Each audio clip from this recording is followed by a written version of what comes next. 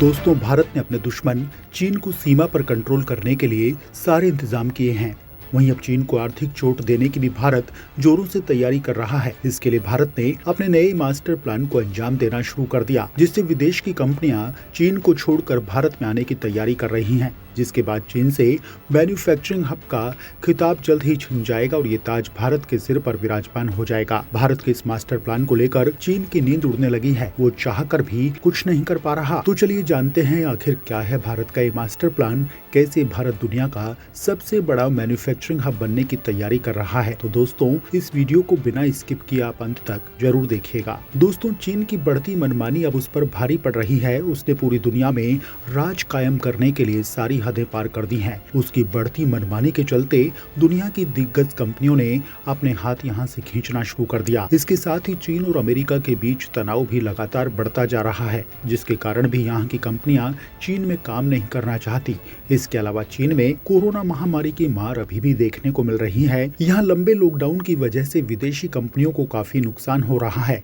Apple, Harley Davidson, Samsung जैसी कंपनियों ने यहाँ से अपने कारोबार को समेटना शुरू कर दिया।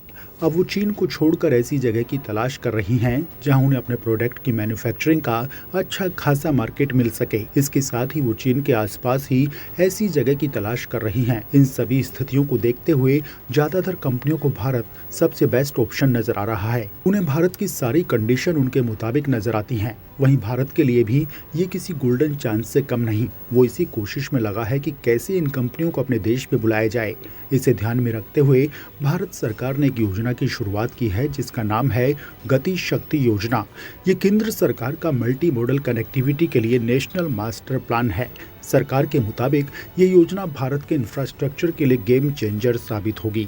इस प्रोग्राम में सरकार 107 लाख करोड़ रुपए खर्च करेगी। इस योजना के तहत भारत सरकार ने 3 मुख्य उद्देश्य रखे हैं, जिसमें पहला है कि कंपनियों को अपने माल के लिए अन्य मार्केट उपलब्ध कराना, सप्लाई चेन को आसान बनाना और इन कंपनियों को चीन से भारत शिफ्ट करने के लिए हर संभव मदद देना। भारत सरकार अपने इस प्लान के लिए पूरा जोर लगा रही है और चीन के होश उड़ा रही है। तो चलिए हम आपको बताते हैं कि ये प्लान कैसे काम करेगा। सरकार की ओर से इस पूरे प्रोसेस को डिजिटल प्लेटफॉर्म की मदद से इम्प्लीमेंट किया जाएगा। इस गति शक्ति योजना में सभी मंत्रालयों और योजनाबद्ध पहलों को कवर किया जाएगा, जिससे इकोनॉमिक जोन और कनेक्टिविटी इंफ्रास्ट्रक्चर विकसित किया जा सके। सरकार के मुताबिक इससे इंफ्रास्ट्रक्चर और कनेक्टिविटी में क्षेत्रीय और सेक्टोरल असंतुलन को दूर करने में मदद मिलेगी। इसमें मुख्य सेक्टर्स की तेजी से ग्रोथ मिलेगी और साथ ही रोजगार भी पैदा होंगे। गति शक्ति योजना में सरकार के सभी इंफ्रास्ट्रक्चर प्रोजेक्ट्स का इंटीग्रेशन किया जाएगा। सरकार के मुताबिक इस योजना से इंफ्रास्ट्रक्चर डेवलपमेंट की सभी बाधाएं दूर हो जाएंगी। इस तरह से किसी इन्वेस्टमेंट के लिए वन टाइम सॉल्यूशन बन जाएगा। इससे किसी भी इन्वेस्टमेंट के लिए अलग अलग मंत्रालयों के चक्कर काटने की जरूरत नहीं होगी और नई यूनिट में लगने वाले समय में कमी आएगी। विदेशी कंपनियां इस पोर्टल पर अपनी डिटेल दे सकेंगी, अपनी प्रोजेक्ट की कुल लागत का अनुमान भी लगा सकेंगी। यहीं से उन्हें सरकार के सभी परमिशन भी मिल जाएंगे। इसके अलावा सरकार ने कहा कि इससे ईज ऑफ डूइंग बिजनेस में भी सुधार होगा। बेहतर प्लानिंग से प्रोडक्टिविटी बढ़ेगी और इंफ्रास्ट्रक्चर प्रोजेक्ट्स को लागू करने में लागत और देरी कम होगी। इससे निवेश और प्रतिस्पर्धा को भी प्रोत्साहन मिलेगा। इस पोर्टल पर कुछ मंत्रालय साथ में आएंगे, जैसे रेलवे मंत्रालय, सिविल एविएशन मंत्रालय, शिपिंग मंत्रालय, road transport, petroleum, textile, food processing सहित कुछ ऐसे हैं जो इस पर खास तौर से काम करेंगे। इससे केंद्र सरकार की लोकल टू ग्लोबल योजना को भी फायदा मिलने वाला है। इस पोर्टल पर आपको अपने प्रोजेक्ट से संबंधित काफी सारा डेटा मिल जाएगा। इसके आधार पर आप अपने आगे की स्ट्रेटेजी भी तैयार कर पाएंगे, जैसे प्रोजेक्ट की लागत, लेबर का खर्च, फैक्ट्री, मटेरियल जैसी चीजें जानकारी आपको यहाँ मिल सकेंगी। यानी कि आप एक ही जगह इन सभी की जानकारी आसानी से पा सकेंगे। दोस्तों, इस योजना का सबसे बड़ा प्रॉफिट ये भी होगा कि इससे मिडिल मैन की भूमिका खत्म हो जाएगी। यानी कि आपको अपने काम के लिए किसी भी तरह की दलाली या रिश्वत देने की जरूरत नहीं होगी। यहाँ आप सीधे ही अपने कंप्यूटर से काम कर सकेंगे। इसका यह भी फायदा होगा कि जो प्रोजेक्ट सालों से पेंडिंग पड़े हैं वो भी शुरू हो जाएंगे। भारत में सबसे बड़ी समस्या है कि यहाँ किसी प्रोजेक्ट के लिए फैक्ट्री बनाने में इतना समय नहीं लगता जितना कि उस प्रोजेक्ट की फाइल को क्लियर करने में लग जाता है। या कभी कभी किसी प्रोजेक्ट को पास होने में ही सालों लग जाते हैं या फिर वो पास हो ही नहीं पाते। यहाँ सबसे ज्यादा परेशानी जमीन अधिग्रहण को लेकर आती है। आंकड़ों के मुताबिक करीब 40% प्रोजेक्ट इसी के कारण ही पास नहीं हो पाते। वहीं क्लियरेंस के दौरान 35% प्रोजेक्ट अटक जाते हैं और बाकी 15% वेरिफिकेशन के दौरान ही अटकते हैं। इन सभी समस्याओं के समाधान के लिए गति शक्ति योजना को लाया गया है। इसके जरिए पुराने प्रोजेक्ट्स को भी पूरा किया जा सकेगा और नए प्रोजेक्ट्स को प्रोत्साहित किया जाएगा। गति शक्ति योजना के तहत कनेक्टिविटी को मजबूत करने के लिए नेशनल हाईवे का 2 लाख किलोमीटर का इंटीग्रेटेड नेटवर्क बनाया जाएगा। इसके साथ भारतीय रेलवे व्यापार में ज्यादा सुविधा देने के लिए 1600 मिलियन टन की कार्गो हैंडलिंग करेगा।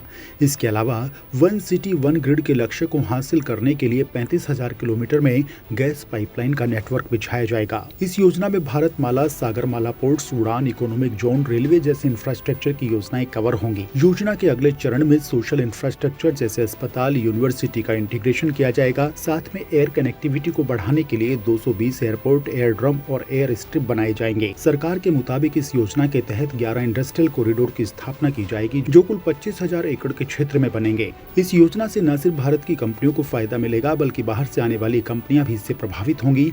उन्हें भारत में इन्वेस्टमेंट करने के लिए 100 बार सोचने की जरूरत नहीं होगी। सरकार का इस कदम से लक्ष्य मेक इन इंडिया को और मजबूती देना है। इस योजना के तहत सरकार का 1.7 लाख करोड़ रुपए का रक्षा क्षेत्र में उत्पादन करने का लक्ष्य है। इससे देश की सेना मजबूत होगी। देश भर में कुल 38 इलेक्ट्रॉनिक मैन्युफैक्चरिंग क्लस्टर बनाए जाएंगे। सरकार के मुताबिक इससे भारत को इलेक्ट्रॉनिक्स का बड़ा निर्यातक बनने में मदद मिलेगी। गति शक्ति योजना के अंदर पूरे देश में सरकार कुल 109 फार्मा क्लस्टर विकसित करेगी। इससे देश में हेल्थ केयर मजबूत बनेगा। इसके अलावा 90 टेक्सटाइल क्लस्टर या मेगा टेक्सटाइल पार्क बनाने का भी लक्ष्य रखा गया है। दोस्तों, ये स्कीम की पहली स्टेज है। इसके बाद सेकंड स्टेज में मैन्युफैक्चरिंग प्रोसेस को और ज्यादा एडवांस बनाया जाएगा। अब सवाल उठता है कि भारत चीन से कैसे दूसरे देशों को अपनी तरफ खींच पाएगा। वो कैसे चीन को मात देकर उनसे हाथ मिलाएगा, तो हम बताते हैं। भारत की इस स्कीम के जरिए विदेश से आने वाली कंपनियों की रुकावटों को कम करेगा, जिससे विदेशी इन्वेस्टर प्रभावित होंगे। वो भारत में अपनी फैक्ट्री लगाएंगे। दोस्तों, जिस तरह से विदेशी कंपनी चीन के आसपास जगह देख रही है, उसमें मलेशिया, थाईलैंड, वियतनाम के नाम भी आते हैं। भारत इनका एक तरह से कॉम्पिटिटर है। यदि इन कंपनियों को वहां जाने से रोकना है तो उन्हें काफी फ्रेंडली माहौल देना होगा, जिससे वो यहाँ नहीं जा सकें। इसके अलावा यहाँ लोग किसी भी काम के वर्क कल्चर में आसानी से ढल जाते हैं। भारत का जो सबसे बड़ा प्लस पॉइंट है वो ये है कि यहाँ पर मैन पावर काफी है। इसके अलावा यहाँ जगह भी काफी है, जिससे नई फैक्ट्रियां लगाई जा सकती हैं। इन सभी पॉइंट्स का भारत आसानी से फायदा उठा सकता है। विदेशी कंपनियां भी भारत में इन पॉइंट्स की तरफ देख रही हैं और वो यहीं पर अपना मैन्युफैक्चरिंग शुरू करना चाहती हैं। यही कारण है कि एप्पल जैसी कंपनी यहाँ आकर अपना प्रोडक्शन शुरू कर रही है। भारत में एप्पल 14 का निर्माण शुरू होना उसके लिए बहुत बड़ी सफलता है। वहीं सैमसंग ने भी यहाँ अपनी मैन्युफैक्चरिंग शुरू कर दी है। इनका उद्देश्य करीब $14 बिलियन के मोबाइल बनाना है। इन कंपनियों को देखकर बाकी कंपनियां भी आएंगी, लेकिन यहाँ भारत को जरूरत है कि हमें अपने यहाँ मौजूद करप्शन को खत्म करना होगा, जिससे कंपनियां अपने हाथ पीछे नहीं खींचें। इससे भारत चीन के साथ साथ उन कंपनियों को भी मात दे सकेगा जो चीन का दूसरा ऑप्शन बन सकती हैं। लेकिन यहाँ हमें चीन से कुछ सबक भी लेने होंगे, साथ साथ उसके वर्क कल्चर को अपनाना होगा। यहाँ का इंफ्रास्ट्रक्चर हर बिजनेस के लिए परफेक्ट है। चीन ने खुद को परफेक्ट मैन्युफैक्चरिंग हब बनाने में कोई कसर बाकी नहीं रखी थी। यही कारण है कि वो दुनिया का 50% मैन्युफैक्चरिंग का हिस्सा रखता है और इस चीज को भारत को अपनाना होगा, तभी भारत चीन को पीछे छोड़ते हुए आगे बढ़ पाएगा।